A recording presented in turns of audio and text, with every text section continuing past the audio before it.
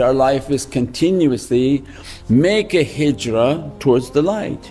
It's a sunnah to continuously move towards the light. Even if you come for a few hours, you come for a few days, your life is always moving towards that light.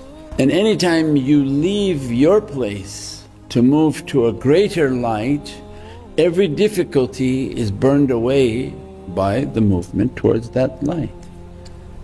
Anybody who studies energy, any time in life when we move towards light, there's immense energies coming off of that light. And whatever we have, wherever we are, whatever difficulties, when we take the direction of that light physically, imagine then spiritually, every movement towards that light is a dress of light and washing away every type of negativity and badness.